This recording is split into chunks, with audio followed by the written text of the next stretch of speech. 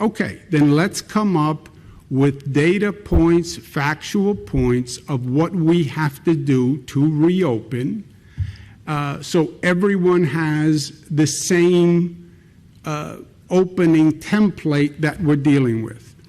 And we have to be smart about this. Again, I know it's emotion, and I know people are feeling emotional, but emotions can't drive a reopening process, right? We're talking about infection rates, we're talking about hospital capacity. Separate the emotion from the logic, and we have to act as our logical selves here. And that's what smart means. Be smart about it. Don't be emotional, don't be political, don't get pushed politically into a situation.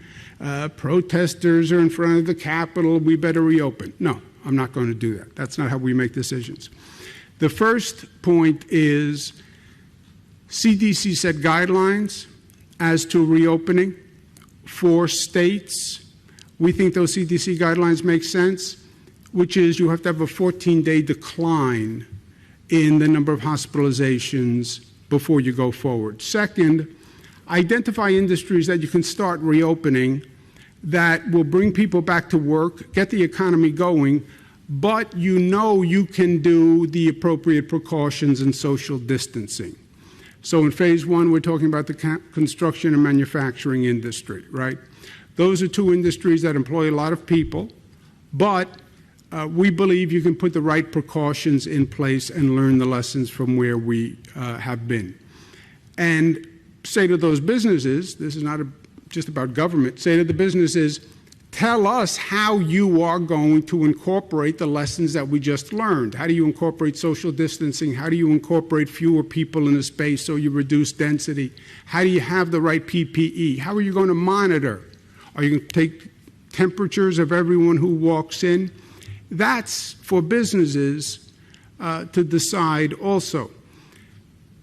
Separate point, make sure you don't have what we call attractive nuisances, not really the right use of the term. Attractive nuisance is a legal term, but an attractive nuisance in this context, you open up a facility or an attraction that could bring people from outside the region to you.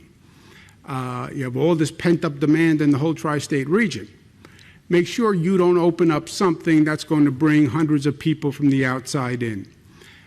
What business precautions will those individual businesses take? Watch the healthcare capacity. Your healthcare system cannot go over 70% capacity. Again, there's a 2-week lag. If you're at 70%, bells should go off. Don't go over 70% in your ICU beds. Many of the people who come in with COVID need an ICU bed because it's a respiratory illness. As a matter of fact, almost at the heat of this, almost every bed in a hospital turned into an ICU bed. That's why we needed the ventilators, because these people who get seriously ill with COVID need that level of care. Remember, you have a flu season coming up in the fall.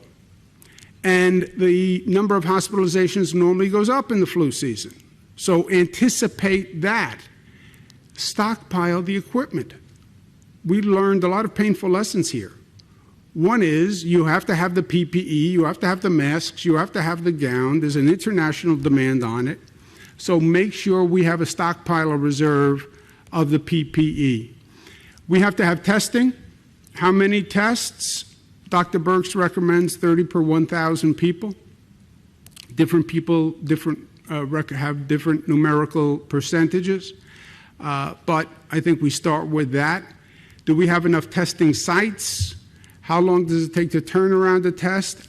And then are we advertising to people, this is where you go and this is what you do to get a test if you think you may be infected? The whole thing with keeping that infection rate down is find a person early who is infected, let them know it, and then trace and then isolate. Do we have a tracing system in place? Mayor Bloomberg is helping us organize this. It's never been done before. Nobody ever heard of tracing to this extent. But tracing is, once a person says they're positive, you trace their contacts back, you notify people, you test people. That's a whole different operation. The current recommendation is you need at least 30 tracers per 100,000 people.